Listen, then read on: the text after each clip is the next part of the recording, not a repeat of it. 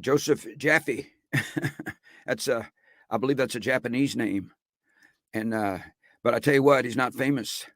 He's famouser than he was or used to was. But fame is fleeting, like a paperweight. It just comes and goes. Joseph Jaffe. Why does that name sound so suspiciously familiar? Maybe because your secret screen name is Not Famous for You? What do you mean by not famous for you, Joseph? Chris Hansen here of Hansen versus Predators. To catch a predator and have a seat with Chris Hansen. Now, Joseph Jaffe, I'm going to need you to have a seat right over there. See some suspicious activity. Something about a television show, doing interviews, 200 guests, something like that. But Joseph, you are not famous. And the people on your show, well, they're not infamous like my shows. But remember, Jaffe is not famous. So let's keep it that way. I'll be watching and listening. Behave. When it comes to chicken, I'm your guy. Blinking. I'll have what Joseph has. Look, somebody's talking about you. This is what we call the voice of God. Popping. Everybody just gets to focus on you. Grab me. Probably not the best thing for an introvert. I'm asking for you. Well, I like a good chicken sandwich. Touch me. Hi, David. Comment. Oh my God. Like. You're actually an identical twin. Push. Maybe I'll just ask Julie to talk about what it is to be an identical twin. Pick me up. No, you didn't. Shouting. Surprise! Jeremiah, just hang on a second. I just got a text. There's an edit for your new opening, Joseph. I feel really honored to have been here, man. But by the way, you've done a masterful job. Seriously. And it was such a joy. Thanks, Joseph. It's an honor. Good on you. This was a pleasure. I mean, you are the prime example of how to pivot in this new environment. I wish everybody gets an opportunity to interact with Joseph Jaffe. Who needs Cameo when I've got my own personal Cameo? You see, there was James Rollins watching James Rollins. I immediately had to make a little highlight clip when my favorite author in the whole world, and I'm talking about, this is on a par with the Bible. That's how great this man is. James Rollins is back in the studio after 4 years. Gee, I wonder what happened in 4 years. Well, I'll tell you what happened to him in 4 years. He just published a book about a global pandemic at a time when a global pandemic had just broken out. He was about to go on tour, and suddenly he was on a virtual book tour without even wearing pants. And I'll tell you what has happened since is he's put out a few more books, and I am happy to share that his series, his whole Sigma Force series, is making its way from my mouth to God's ears. And by God, I mean James, to the small screen, the big screen, any screen. What is a screen? I'm not even sure what a screen is. What is TV? What is video? Sight, sound, and motion. It's all beautiful. And we get to find out exactly who will play Gray Pierce. I have some ideas. And I'll try and twist his arm, twist his ear. All I know is, I said to him before, I hope he invites me to the premiere, and his words were, I hope I'm invited to my own premiere. I have a feeling that will happen. Well, James will be on the show. His new book is called Arkangel, and we can talk about angels. We can talk about arcs. We can talk about the Ark of the Covenant. Is it buried deep down in the dungeons of the Vatican? All we know is that they cannot confirm nor deny. Truth is stranger than fiction, or is it? Now, if you like the show, please go ahead and subscribe. It is free this month only. Next month, it returns to $20,000 per show. But you can get it free by just going to bit.ly/subscribe to the show. And I appreciate every second of your precious time. Now, look, if James has got a new book, then it made sense that I should have a new book too. Actually, it doesn't make sense at all. But I did publish probably, I don't want to say my best book yet, but I would say my most meaningful book. Forever Changed: How a Global Pandemic Changed My Direction, My Purpose, and My Life. It is somewhat of a COVID memoir, but it also is a story about what I call the formula to being able to become forever changed, which is amor, veritas, and vigor. Love what you do, be true to yourself, and stay the course. It just made sense to me that during this crazy, unprecedented time, we should have the ability to make these changes because life is so short without necessarily being pushed. Death, divorce, midlife crisis, being laid off, a global pandemic, or whatever the case may be. What if there was a formula? And I'm pleased to say there is. But enough about me. Let's talk about chairs, and in particular, empty chairs. No, in particular, the seated soliloquy. James, I'm not sure if I even had a seated soliloquy when you came on the show. The show has changed very much. And today, the seated soliloquy is called Truth is Stranger Than Fiction. Look, we're living at a time when I guess art imitates life, when we're really not sure. How many times have I heard you could not have imagined the script that we're living in right now? In fact, if this script had been written down and taken to a Hollywood producer, they probably would have laughed you out the room. Not even Larry David would have been able to sell the script in terms of the world we're living in, the good, the bad, the ugly. Your bingo card. I mean, I remember a bingo card in 2020 about crab people from the center of the earth coming out and taking over the world. And I've already read about those in James's book. So it's just a matter of time, but they were gold and they were filled with hot oil. And I'm not talking about the hot oil on a colony pizza. Look, the bottom line is right now, sometimes we have to allow our imagination to run wild. Our most incredible dreams, our worst nightmares, we have to be able to contingency plan, imagine the best case scenario, the worst case scenario, and be able to prepare and adapt to it, whether it's in life, in love, in business, in politics, in our job.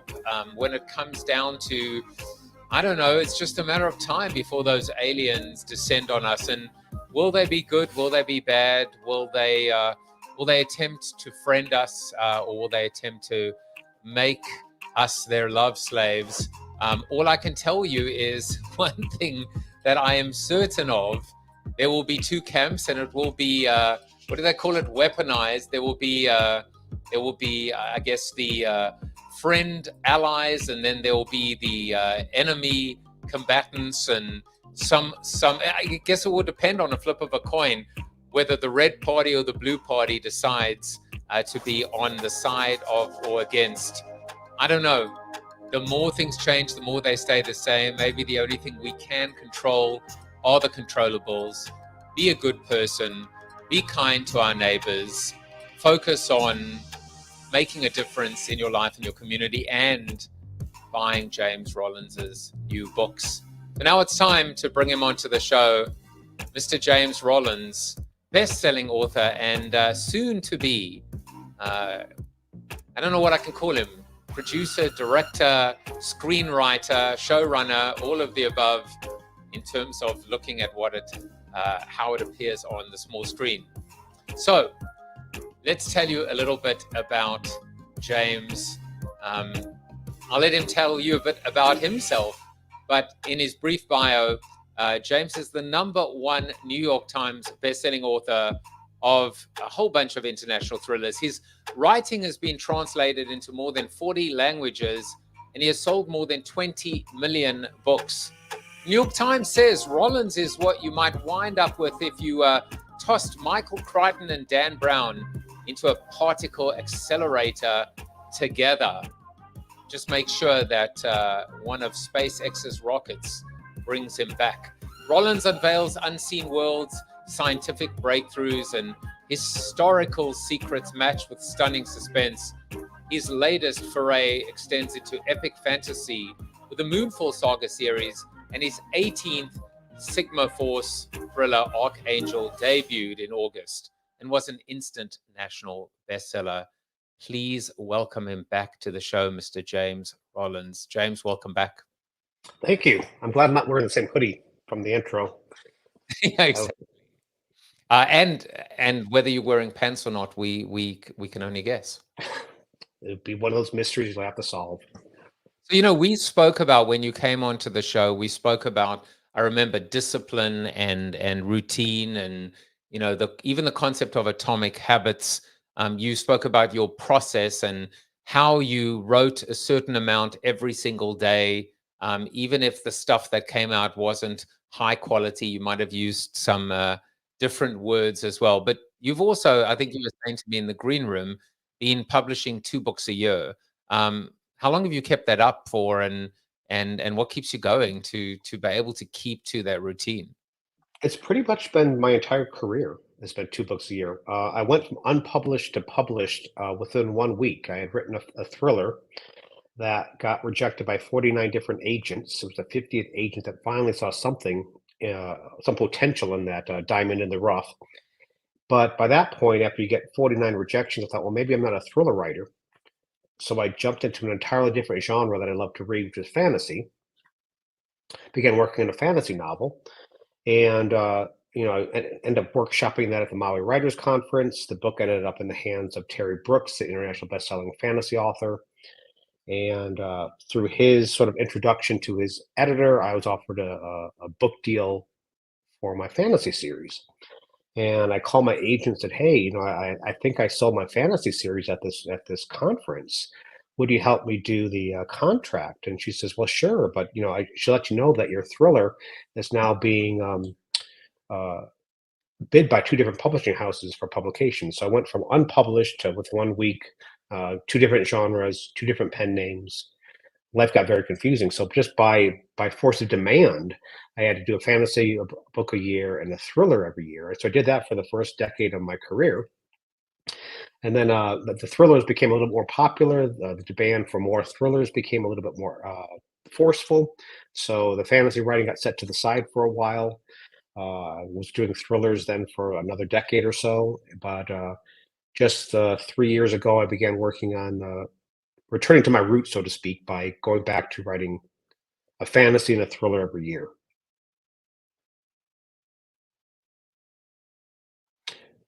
I can't hear you there. You can't hear me because I think the word or the phrase of 2020 was "you're on mute." So yes, I'm familiar with that. I very subtly went on mute as I cleared my throat and then forgot to come off. I'm just human. I'm not a chatbot yet, but we'll talk about that later. But Douglas Adams spoke about the magical number being 42. Yes, But maybe the magic number is 49. How on earth do you? I mean, I think of Napoleon Hill's 3 Feet from Gold. How on earth did you keep going? How did you get to and through 49? What changed? Was it luck? Was it? I can't even call it beginner's luck, because after 49 attempts, you're not even a beginner anymore. To me, that's fascinating. Well, I did it basically again. I don't know if it's my scientific background as a veterinarian and going through all these scientific classes, so the scientific method. What I did was I sent out my queries to these publishers in batches of 10. And whenever I got a rejection back, I would make sure I sent out the same number of new queries out to new editors or agents, so that there's always sort of a floating pile of potential out there. There was always, like, even though this rejection might sting, and some of the rejections, they stung. Usually they were just form rejections, "Dear sir or ma'am, we hate your book. Don't submit to us again, editor." One editor sent me this note with a handwritten, little pat on the back on the handwritten rejection slip, saying, "Hey, Jim, this novel is unpublishable." So, that stung a little bit, and that was one of the probably impetuses for maybe thinking I'm not a thriller writer. Maybe I better switch genres, because I took this well-respected New York editor who I still occasionally see out there. Took it as gospel that this is unpublishable. Eventually, that was proven wrong, because it was published and ended up being on a bestseller list. NBC picked it up potentially for a miniseries, so it did very well. But by having those floating out there, it helped me say, well, I'm not totally rejected, because there's still potential out there. So that was my sort of a way to gird my loins against those rejections. In the green room, you mentioned a quote. I think you should repeat that. I can't remember verbatim. about failure. Yeah, it was Winston Churchill. He said, "Success is going from failure to failure without loss of enthusiasm." I think that's that's the key. If I stopped at 35, 42, 49, and just gave up, I would not. I would still be neutering cats and spaying dogs out in my clinic. I wouldn't be. This would not be my career right now. Which you can apparently do in under 30 seconds. I still do some volunteer work with my vet degree. People sometimes say former veterinarian. I always hate that. I still continue with my continuing education. I still keep my license current. I still work with a group that traps feral cats, wild cats, and they bring them to the shelter once a month. And I spend about 8 hours one Sunday a month spaying and neutering. So I can still. My claim to fame is I can still neuter a cat in under 30 seconds. I want to talk to you about both being a veterinarian and 30 seconds, and also spelunking. We're going to get to spelunking soon, but let's go back to the subject of failure. And this New York editor or publisher that you mentioned, you see him from time to time. You were saying, I do. How did that conversation go when you? Was he genuinely happy for you? How did you react to him? Was it a was it a gracious meeting? Have you become friends, or was it a told you so?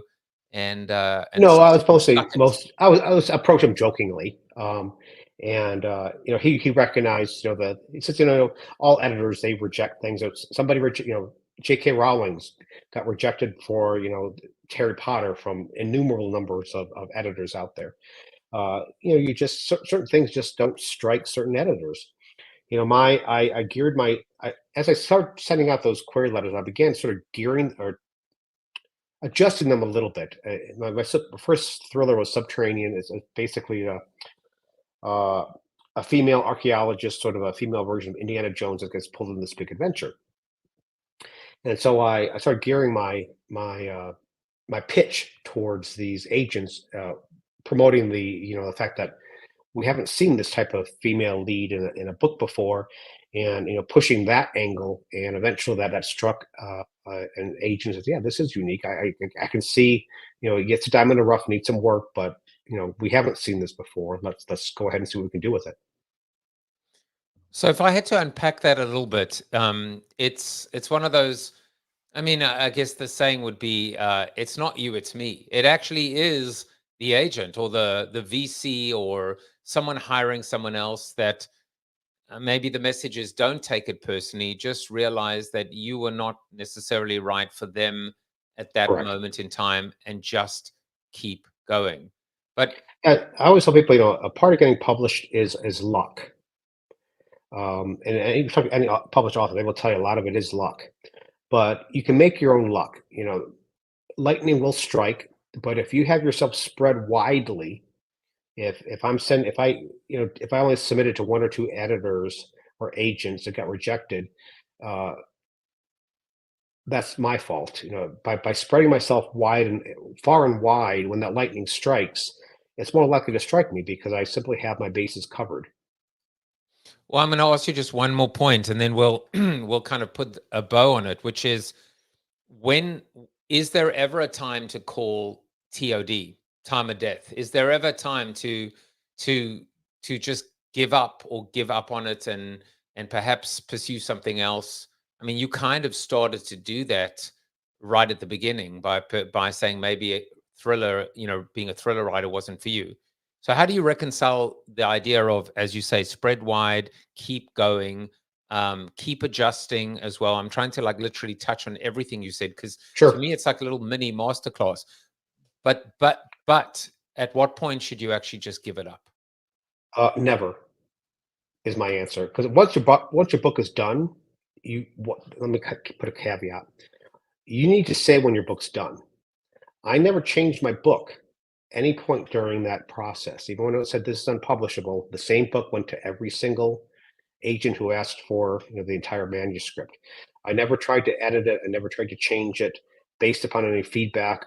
This was my product. My baby's done. I don't want to see this again, and I'm just going to keep sending it out there until until there's nobody left to submit to again.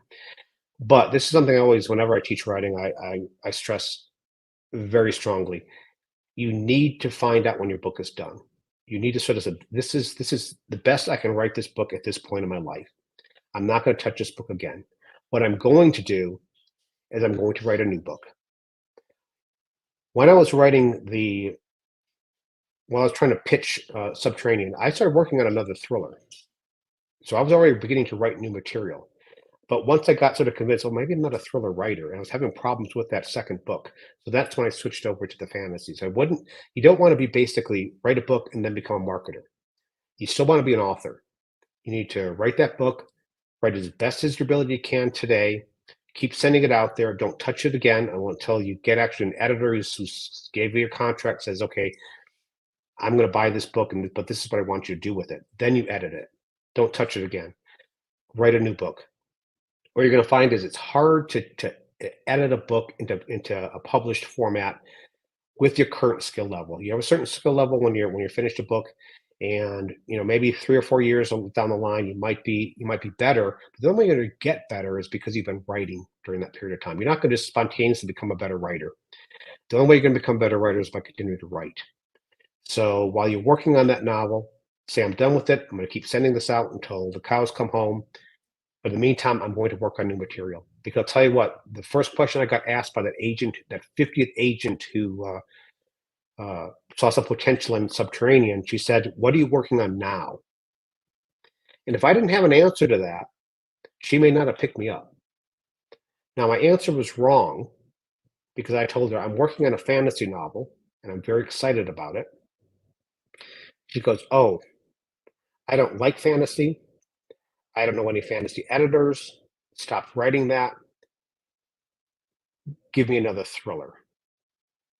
Now, I wasn't going to lose this agent, so I told that agent, of course, I will do that. I will stop writing this fantasy. I will write another thriller. That was an outright lie.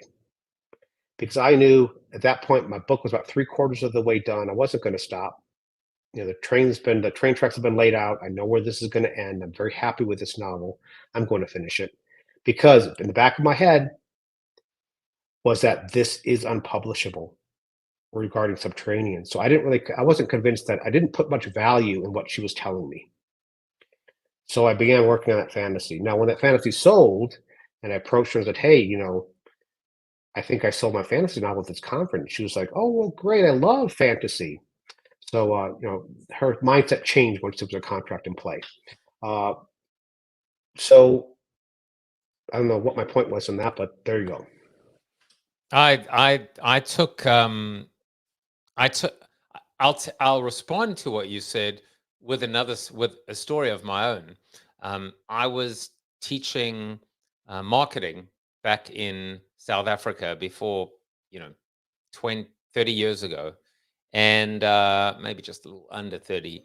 And I remember I had about 25 students in the class, and I said, so which bank in South Africa brought out the first ATM machine? And I said, how many of you thought Standard Bank? And a few raised their hands, and they said, what about First National Bank? And it used to be Barclays, and Barclays divested during the apartheid era. So, and then a few extra people put up their hand, and they said, what about Volkskas? And what about United Bank? And after everyone had voted, I said, all right, today we're going to talk to you about STP, segmenting, targeting, and marketing, and targeting, positioning. And I continued the lesson. And then after a while, someone kind of raised their hand and they said, Professor, what was the answer to your question? I said, oh, that, who cares? Because everyone has an ATM right now. I said, the real question is, what is that bank doing now to stay ahead and keep innovating? So that connected with me in terms of what are you working on right now? Because again, it was just part of this idea of continuing to move forward, which speaks to this idea of just write another one. So I love that story, but it's time for more quizzes. So your fun facts, right? There are a couple of them. One of them was about neutering a cat. And I guess my question to you is, in a lot of movies and books, this is just random, but you always see, generally it's, the good guy gets shot or the bad guy, and they stumble into a veterinarian's office to have the bullet extracted. Can a vet really perform those kinds of operations, or is that just complete hogwash? A lot of times the medicine behind that is complete hogwash, but theoretically, I mean, we are an animal. Our biology is not that much different, and we use the same type of gases for anesthesia.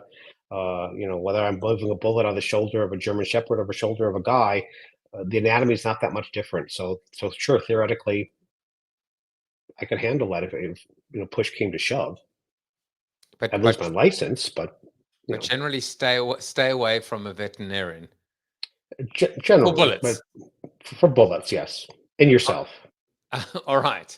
So now that you've cleared that up, of course, another fun fact about you is that you are an avid spelunker, and Yes. and so here's a bit of Midjourney for you. This is Midjourney doing James Rollins as a spelunker. That's pretty good, right? I look much younger in that, which probably when I was spelunking, I was much younger. I don't do that much spelunking anymore now that I'm, in my mid 60s. I of course I picked the best one. I said I want best-selling author, charming, charismatic author, avid spelunker, and this is what Midjourney spat out of me. I will tell you what I've learned from Midjourney, though, James, is that you can't AI ugly. So unfortunately for me, no matter how much I try, I just cannot get AI to ever put out a good version of me, which I guess just means I'm ugly. So, that has been I've just had to accept it. I'm okay with that. You look good, though. Midjourney is a challenge. We've on the green room I talked about how there's in Arkangel, I could not find art that I wanted to put in the book because it was just so esoteric. So I thought, well, I've got to create it myself, but I'm not an artist. So I went to Midjourney and played with their prompt to try to get some of the art that you'll see in Arkangel. But I also learned, I wrote a book called Crucible, which is all about the dangers of AI and where that might lead and the disaster that could potentially unfold, and also offering some solutions to defy that if it should happen to arise. But while working with Midjourney, just giving you the simplest prompts to try to generate art was so frustrating that it would come up with these weird things that were like, I didn't ask for that. So sometimes I just wonder, I was very fearful of AI, but after working with Midjourney, I'm a little bit less fearful of AI. Yeah, I didn't count the number of fingers to see if there were 6 or not. But I actually asked, so I went back to ChatGPT. This entire show might have been generated completely by AI. I might not even be real this time round. I'm fictionally not famous, as you can see. So I decided to go through a little bit of a quiz. So I want to see how well you actually know spelunking and maybe the difference between caving and spelunking. So here is your quiz. There are 5 questions, James. Your first question is the following. What is the primary difference between spelunking and caving? A, spelunking is a recreational activity. Caving is more scientific. B, spelunking involves underwater exploration. C, caving is done only in natural caves. Or D, spelunking is a professional pursuit. That seems like an easy one to start. I don't differentiate between spelunking and caving. So I'm not sure why one's a recreational activity, one's more scientific. Because we've always belonged to a grotto group, and we use those terms interchangeably. You're gonna have to guess. You're gonna have to guess one. Okay, so caving is done in wild caves, but also occasionally in structured caves or tourist caves. Spelunking involves underwater. Spelunking can involve underwater exploration because there's cave diving, which I do not do. That's a death sport. I'm guessing A. And the answer is, I also have some sound effects. So this is, from The Price is Right.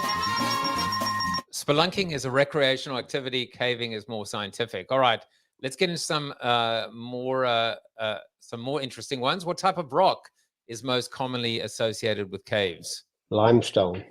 And the answer is limestone. You are just winning the showcase showdown, and I will stop that so that we don't lose all of our viewers. Number 3, what is the term for a cave formation hanging from the ceiling? A stalagmite. The answer is stalactite, and Oh, you I get always get that mixed up. And but you at least get to sample the. Uh-oh. No more sound effects for you, but you're doing well. You're 2 out of 3. Number 4, what is which of the following is a key risk factor to consider when spelunking? Sunburn, frostbite, flash floods, or avalanche? Flash floods. The answer is flash floods. Flash floods. All right. One more. Which term refers to a cave explorer who studies caves for scientific purposes? A spelunker, a geologist, a cartographer, or a speleologist? Speleologist. And there you go. 4 out of 5. What does he want? I always miss that stalagmite. I always have to look that up. Actually, even when I'm working on a book, it's like I can't remember which one it is. You had a 50-50 guess. Tell him, what does he want? A new car. Okay. Maybe not. Bob Barker, may he rest in peace. But he also had a connection to animals, so he did. It's not a. I try to get Bob Barker to be our speaker at my graduation ceremony, but nobody else wanted him. And nobody else at the. No. I think he would have been exceptional. Have you ever done any commencement addresses? I've been offered, but I just could not. It conflicted with my schedule. So I was supposed to do a commencement at my alma mater at the University of Missouri Columbia Veterinary School, but unfortunately, I was on tour for that week. That was supposed to be. I was supposed to do the commencement. Well, when you do it in the future, you let me know. I'll be watching the stream like people are watching this stream. But I actually think this is even that little the little conversation we had at the beginning, just about failure and perseverance. You never fail to inspire me. I remember so clearly about your process when you came on in 2020, just talking about your post-it notes and about the 5 senses. As well, even as a marketer now, I try and do that as well, which is how do you live the brand? To live the brand, you have to see it, touch it, taste it, smell it. Those 5 senses are so powerful. They're very powerful. Let's move to talk. I said it's going to be fun with AI as well. So your series is moving to the small screen. It's just got to be very, very. I mean, I assume it is extremely exciting to see it come to life. But why would I even assume that? Why would I assume that an author, it's not even theater of the mind, that has written this book that lives in the imaginations of its readers, would necessarily have to move to the screen? So is that a false assumption of mine? I think most authors, would like to see their books, in some type of, maybe some cinematic style, of a television series or a movie. But I think when we write our books, it's a movie playing in our head, and we sometimes like to see that, projected onto a screen in some format. Of course, there's always that concern about, how well they're going to handle the series. What's the end product going to be? You hear these stories where authors are very disappointed. Anne Rice was disappointed about Tom Cruise playing Lestat. Whereas Lee Child was very happy seeing Tom Cruise play Jack Reacher in his first incarnation. So at this point, just to backtrack a little bit, is that Amazon's picked up the series. Leonardo DiCaprio's production company, Appian Ways, is sort of seeing it through to production. They're working on the pilot right now, or rather, they're working on the pilot script right now. So hopefully we'll see it picked up. But at this point, I've been burned before, so I try to keep my hopes relatively restrained. But at this point, it's the closest I think we've seen Sigma making it to some screen in some format at some point. Well, I'll tell you, it's inevitable. Death, taxes, and Sigma on the small screen. And if you need any help, you just reach out to all your fans and followers, and we'll back you. But before that day comes, you just opened up the door so beautifully to talk about the fact it's a movie playing in your mind. So there is no question that you've thought about who would play each of the characters. And whether you have or you haven't, I had to use AI to work with me, to determine exactly who would play these characters. So I don't know how much you're prepared to share with me, but if you are prepared to have a little bit of fun, we can go through 8 or 9 of the characters and talk about who you would like to play them. And if you pass and you want to be politically correct, I can tell you, and I will tell you at some point what AI said. I get this asked a lot, even before Sable got picked up. People say, "Well, who do you see playing this character?" And I try not to play that game, and I'll tell you why. Everybody else can play that game. I don't like playing that game because I read Harry Potter, and I read the whole series before the first film ever came out, and I knew what Harry Potter looked like in my head. But now that I've watched the films, all I can think of is Daniel Radcliffe. I could barely picture the guy that was in my head when I was reading those 7 books. I'm afraid that I know what Gray looks like in my head. I know what Kowalski looks like in my head, and I'm afraid that if I start attaching, I'm a little worried about this. Even if it makes it to the small screen, is this going to happen to me? Am I going to start thinking of Gray as that actor? Is he going to take on the mannerisms of that actor? So I'm afraid if I attach an actor firmly to one of my characters, I'm going to start thinking of them as that character, and it's going to alter who they are. So I try not to play that game as much as possible. Occasionally I'll be watching television and go, "Oh, that character would make a great, great Pierce, or that character would make a great monk."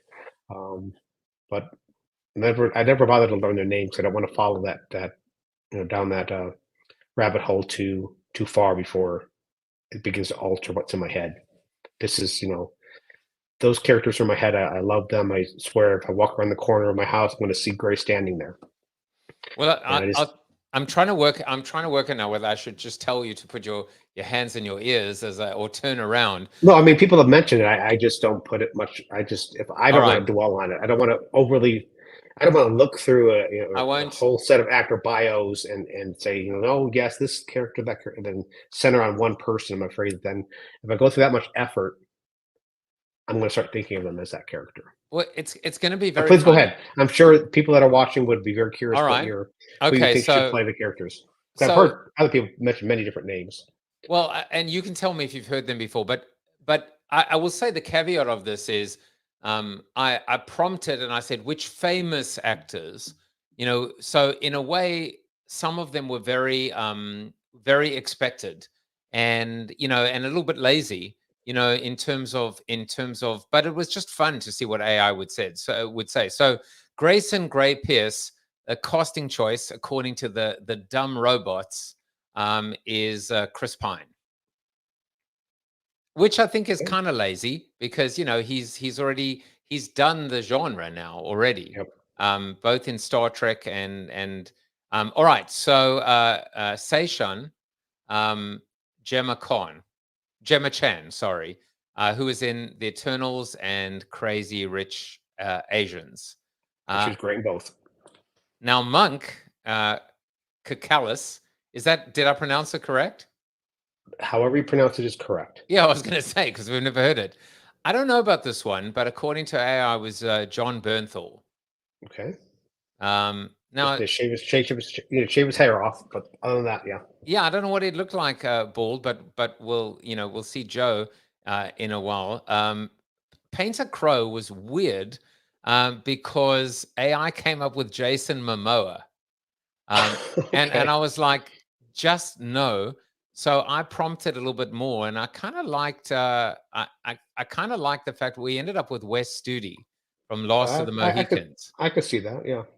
Yeah, so there was definitely, because I think a Native American connection as well. I like this one. He's growing on me. Although I always saw I saw Painter slightly differently. I saw so many of them differently, which it's going to be. Now you're going to start thinking of them as these people you just picked. Well, it's gonna be interesting as I continue reading whether I see any of them in. I have a feeling I won't. Kat Bryant, Jessica Chastain. Okay. She's got red hair, so that works. Well, you can see it's the laziness of AI, right? Exactly. Dr. Lisa Cummings, Rachel McAdams, Okay. Joe You see blonde though. Joe Kowalski. I thought this one was interesting. Other people have mentioned Dave as Kowalski. I've heard that many times. So that wasn't. So I like this one. This one made sense for me. Monk is just, in my mind, I don't even know what he looks like, and I don't want to know. I just love the concept of him, shall we say? And then I decided, just because I'm reading Kingdom of Bones, we had to have Tucker and Kane. So Tucker was Tom Hardy. Okay, I can see that. And Kane was just, Kane was just Kane. Kane was just a trained Belgian. Now try getting Midjourney to put a military vest on that dog. No, it will not do so. I tried very hard to put a vest on a Belgian Malinois, and just refused to do so. It was so funny because with AI, sometimes you can just tell it something and then say, no, what I need you to do is I need you to write it with lowercase, in lowercase, and then you'll get back I've gone ahead and taken care of writing it all in lowercase. And of course, it's not in lowercase at all. So anyway, thus endeth the pain.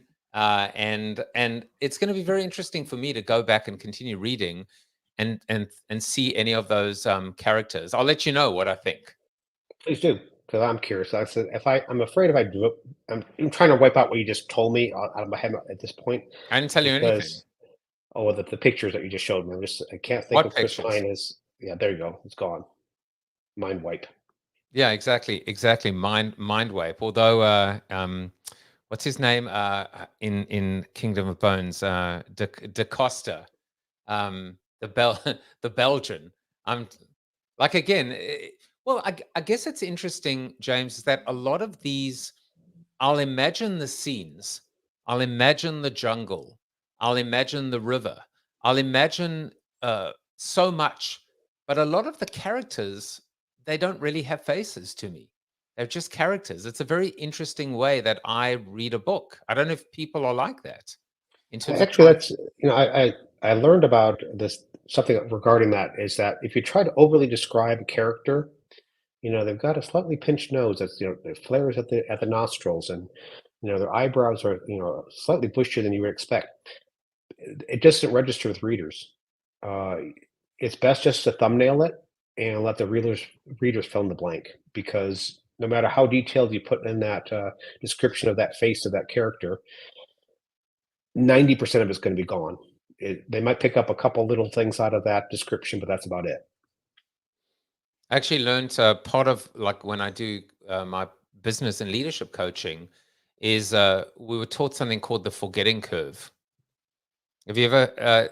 I think it basically says 90% of everything that people learn, they forget within the first 24 hours.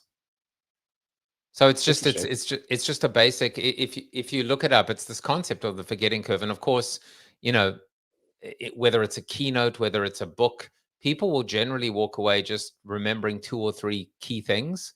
And of course, the real great speakers and writers, they make sure the things that you remember and walk away with are the things that they wanted you to walk away with. Yeah, So the key is to rather than overloading a bunch of description, if you really want some key elements to get to sort of latch onto the reader's mind, is just name those things. Don't try to get every detail down to a T. Like even today, even when it comes to certain colors, eyes of some of the characters, they're not that vital to the character unless it's important that they have a certain type of eye color. So I forget. I've got to keep a log just to make sure that if on page 1 they have one set of color eyes, and then page 452 the color changes. Most readers are just going to make in their mind's eye, that character's going to have whatever eye color they want it to have. So I want to ask you just a question. Well, we were talking earlier about, my soliloquy was about art imitating life. And it seems these days that, on one hand, in order to get a reader or a viewer's attention, you almost, like, a writer has to almost overextend and be so fantastical, almost so unbelievable, in order to break through and give them something that they've never seen before, because everything's expected. There's always a twist, and now we're expecting a twist on the twist.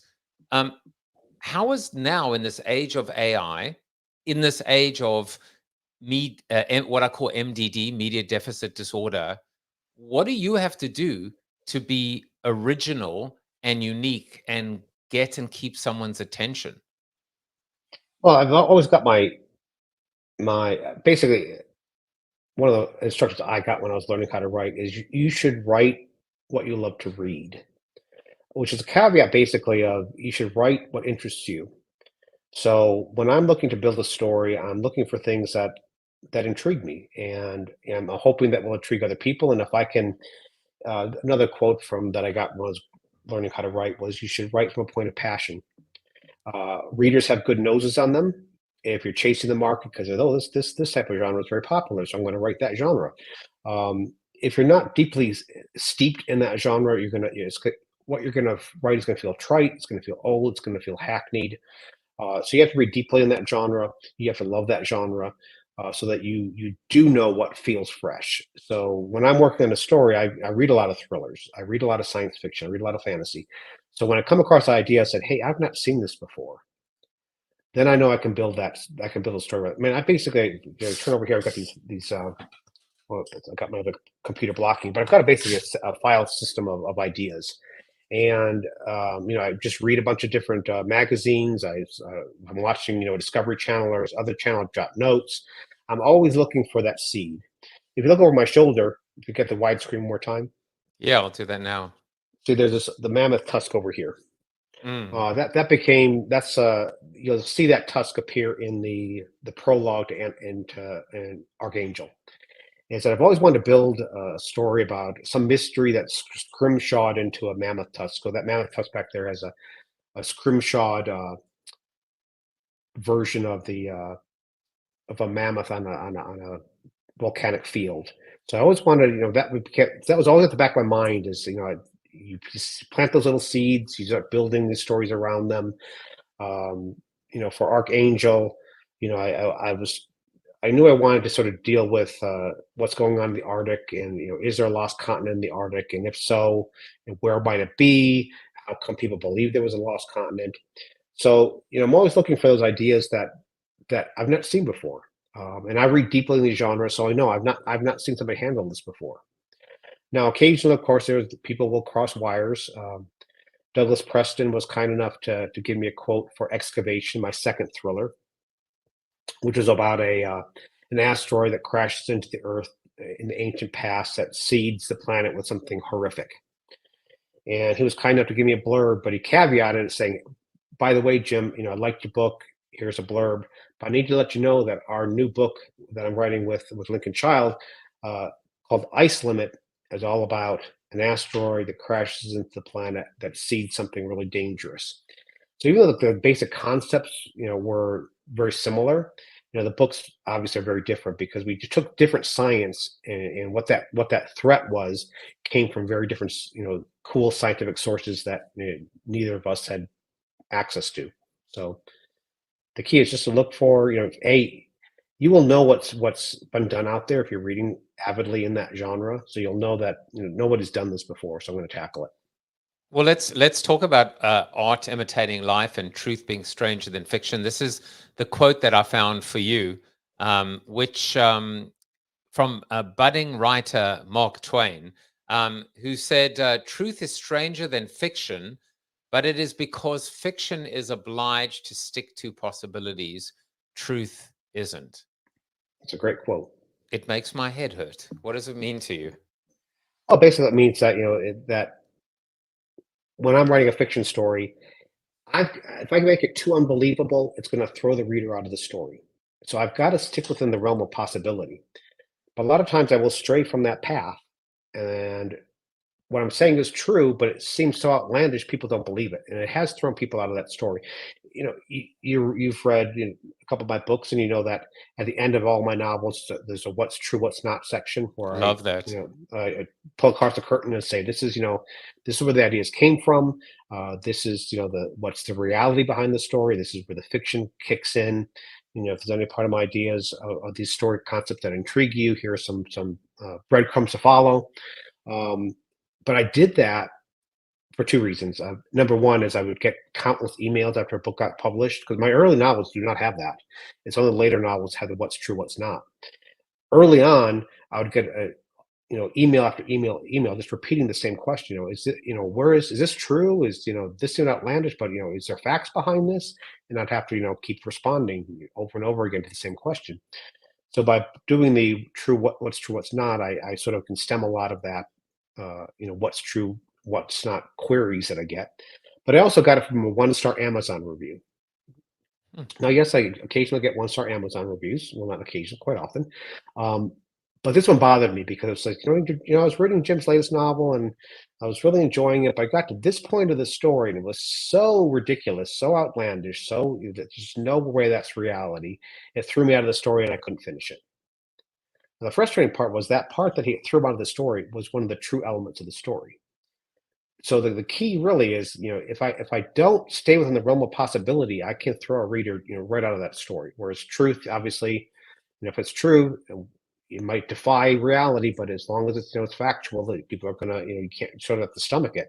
Whereas in fiction, I've got to adhere to, telling you something that sounds pretty outlandish, but also grounded enough in reality that doesn't suspend your disbelief to the point that it ruins the story. It's it's crazy. We were talking about two truths and a lie earlier in the green room, and I've always had, for whatever reason, I've never been able to perfect the lie. And I always used to go on one, which was, I was once stuck in an elevator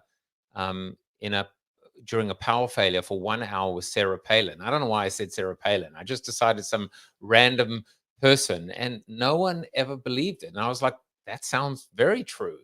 And they started to rationalize, there's no way you'd ever be in the elevator because of security detail, etc., etc. Whereas me being hit by an express train, which is true, a lot of people would be like, there's no way that happened. So I haven't been able to perfect lying, I guess. And I'm a marketer, so what the hell? Yeah, that's a technique you probably do need to hone if you're a marketer. Yeah, exactly. Well, I'm a good marketer. I'm not one of the evil ones. That's good. Now, we've got a few minutes left, and I want to I want to talk about Moonfall as well, because you're putting out one fantasy, you're putting out one thriller. Are you finding sometimes the fantasy is a little bit more true to life, and the thriller is a little bit more fantastical? Is there a clear delineation between what's real and what isn't? But tell us about Moonfall as well. Well, again, I told you before, like I'm always looking for that idea that can become a story. And so I was, again, thinking I was researching for a thriller, and I was reading this astronomy textbook about planets that circle their sun with in a fashion called tidally locked, which means that the planetoid circles its sun with one side always facing the sun, one side forever in darkness. Just the way our moon circles our planet. The moon is tidally locked to the Earth. We only see one side of the moon. There's the dark side we never see. So I thought, following down that rabbit hole, I'm thinking, well, can life be sustained on such a planet of extremes? And so I talked to a astronomer and posited, can you have life on a tidally locked planet? And he gave it some thought and said, well, probably so. That because of the thermodynamics of that planet, the way that you're going to get pumped, air is going to pump from the hot side to the cold side and then reverse again. There's probably going to be a band between those two extremes that is probably habitable. And then I'm thinking, well, what will life look like in that world? And what would happen if the Earth, sometime in the future, in the distant past, had stopped spinning? How might life evolve? How might life fill those new extreme environmental niches? And so I realized, well, I can't write a thriller like that, but what I can do is write a fantasy. I can build a whole fantastical landscape, write it within the tropes of a fantasy world, but still have it be sort of scientifically accurate, and from an evolutionary biological standpoint, make it seem real. So in the Moonfall series, I actually have like a turn of the century biological sketches of some of the creatures that you encounter in this world to make it add that little level of verisimilitude. Like, oh, this like there was some naturalist out there drawing pictures of these creatures, and this is what's appearing in the book. So it was just a great deal of fun. I just like the idea of coming up with that concept again. Hadn't really read any fantasies. We're set in a highly locked world, so this was an avenue of pursuing something that's never been done before. Well, look, they do have that here on this world. They call it Finland, where the sun never sets for 6 months of the year, and it's eternal darkness for another 6 months. True. So if I ever see any creatures in Lapland, I'll be sure to send a postcard. Please do. To you. Get some sketches. I think as we wind down, that we spoke about almost this duality or this dichotomy of these two different worlds. There's art and there's life, and there's fiction and there's nonfiction. And I think what I take away from you today is that there's this beautiful little middle ground, this little gray in the middle, where sometimes one thing crosses into another realm. Not always, but sometimes, if you're paying attention. I think if we had to kind of almost, the corollary of that is seeing miracles in our life and taking them for granted, or looking at them as coincidence. And I just think there's something beautiful about this fusion between these two genres or two worlds. And maybe we just need to be a little bit more curious and a little bit more aware to spot them. But yeah, I mean, what I'm writing a standalone right now. It's about a group of postgraduate students that are enrolled in the University of Exeter in Britain and this is a true program. They have a master's program in witchcraft that's being offered starting this year at the University of Exeter. And so Wow. they get pulled into they get accused of murdering their professor, and that sets these postgraduate students on the run, exposing a conspiracy that goes back centuries. Just a thumbnail that story. But in regards to that, there is a constant sort of argument between the characters about what is coincidence and what is a miracle. So it's just strange that you brought that up. It just seems odd that you bring that up. Just as I was literally just a couple days ago writing a sort of argument amongst my characters about that concept. So that really is weird, and I can tell you, maybe that wasn't a coincidence. It could not be. Like I said, a lot of people think, gosh, Jim, I read your book, and 2 years later, there's the stuff that you were just talking about. Now it sounds like it's miraculous, but I have to actually say that a lot of it's the science, and I love to talk to scientists, and versus reading on the internet or reading their last journals or their books. Is I like talking to them directly, because then I get the information that they're working on. Turn around, tell me what's on your lab table. Don't tell me what you're going to write on your next journal article. Tell me what you're currently working on. And surprisingly, scientists will tell you a bunch of stuff. Their wives or husbands don't want to hear about their research anymore. But if they have an avid listener, they will tell you everything. So oftentimes I will get sort of a heads up about certain parts of science, then I'll put them in my book, and then the book comes out, and then that scientist's research appears, on some type of a popular science magazine. And I go, oh, well, how did you know that was going to be released? Did you have some foresight? Was it some type of clairvoyance? No, I just talked to the guy, a year and a half ago when he told me about it. So, as I wrote in one of my books, don't pay for attention, pay attention. But actually, in Forever Changed, there's a whole book called Signs, which is, the signs all around us, but were you paying attention? I've been paying attention, and instead of talking about fiction and the future and those crab people, let's talk about something much more present and much more serious and much more important to share, which is a huge passion of yours. Thank you. And of course, your support for veterans charities, USA Cares and US for Warriors. Tell us a little bit about that. The USA Cares is a great organization. They raise emergency funds for vets in need.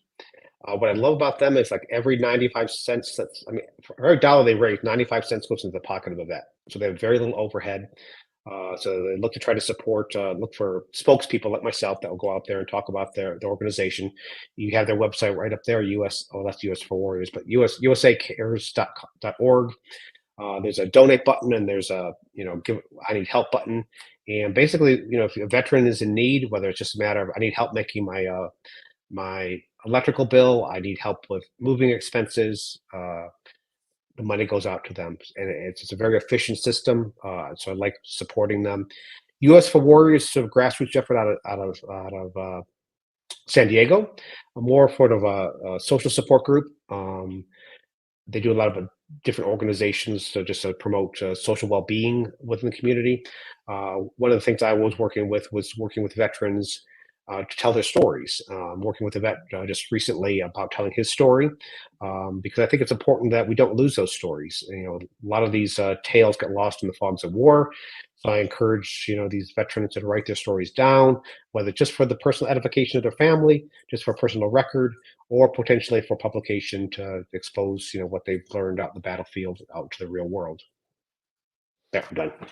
Well, no, I mean, we say almost nonchalantly when we see a member of the armed forces, we say thank you for your service while they're currently serving and afterwards. But thanking them for their service is one thing. Doing something about it is another thing completely. While they make the ultimate sacrifice, unfortunately, from time to time, or even just, for me coming from South Africa, meeting so many people that literally grew up moving from base to base to base, never settling down, just even children of people who served.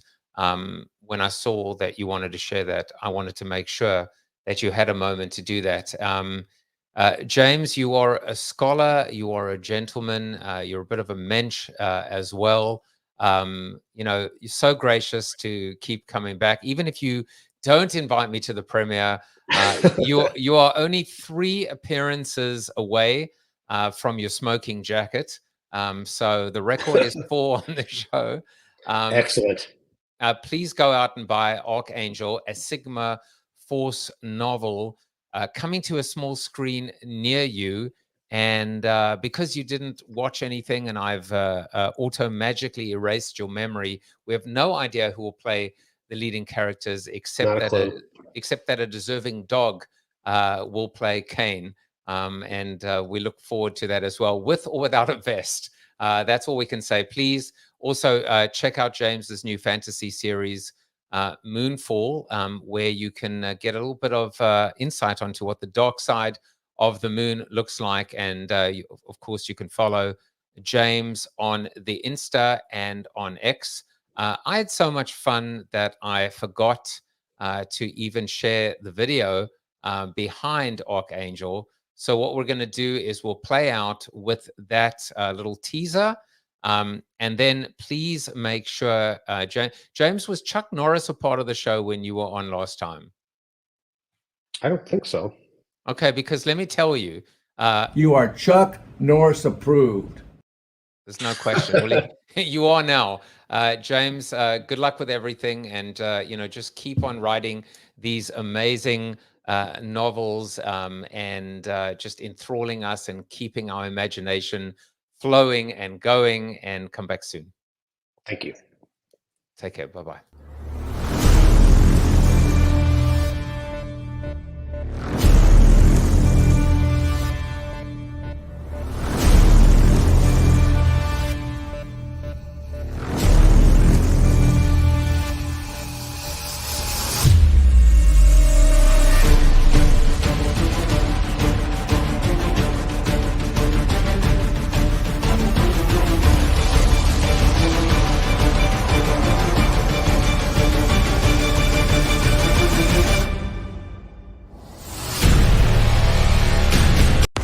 Thank you for watching the show about hope, positivity, optimism, and if there's time left over, a little bit of marketing with your host, multiple author, and global keynote speaker, Joseph Jaffe. If you like the show, tell a friend or two. Please subscribe to the show, and if you want to get inside news, previews of upcoming guests, and much more, visit josephjaffe.com/subscribe to sign up for the show's newsletter. And despite the best ministrations of your wife, you still look ugly.